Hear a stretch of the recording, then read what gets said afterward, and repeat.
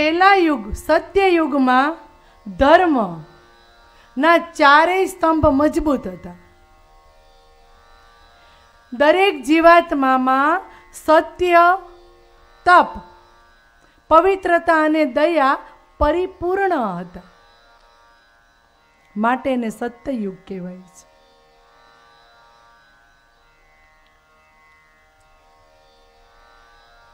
ત્રેતાયુગમાં સત્ય લુપ્ત થઈ ગયું. જ્યારે સત્ય લુપ્ત થાય ને ત્યારે મર્યાદામાં આવીને પ્રભુ લોક કલ્યાણ કરે છે. એટલે ત્રેતાયુગમાં 3 જ પગ છે. એક સત્ય સ્વરૂપે પગ ધર્મનો કપાય છે. ત્રેતાયુગ પૂરો થતા તપ કરવાની શક્તિ મનુષ્યમાં ક્ષીણ થઈ જાય છે. તપ નથી કરી શકતા.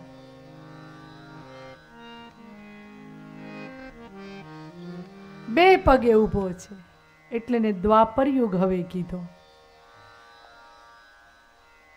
સત્ય લુપ થયું, તપ લુપ થયું.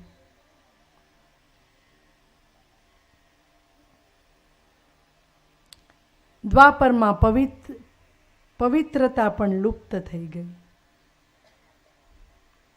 માત્ર એક દયા ઉપર ધર્મ ટકે છે.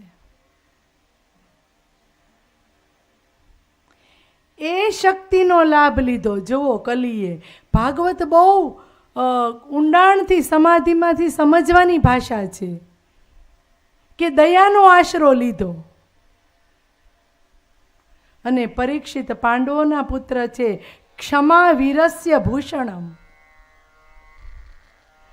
સામેવાળી વ્યક્તિનો બદલો લેવાની તમારામાં ક્ષમતા હોવા છતાં મન મોટું રાખીને માફ કરી દે ને, એ વીર કહેવાય. વીરનું આભૂષણ શું છે કે શક્તિ હોવા છતાં, સામર્થ્ય હોવા છતાં દંડ ન કરે, માફ. કલીનો સ્પર્શ થયો, ક્ષમા માગે છે. હે રાજન, મને માફ કરો.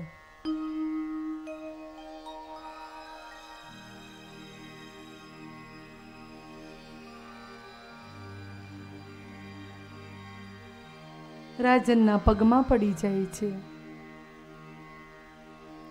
કલીનો સ્પર્શ થતા પરીક્ષિતને કલીને માફ કરી દેવાની બુદ્ધિ આવે છે.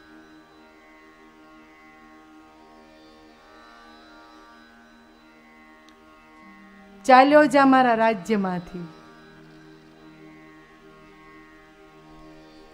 મારા રાજ્યમાં ધર્મના 3 સ્તંભ હું જડી દઈશ. સત્ય સૌથી અઘરું છે.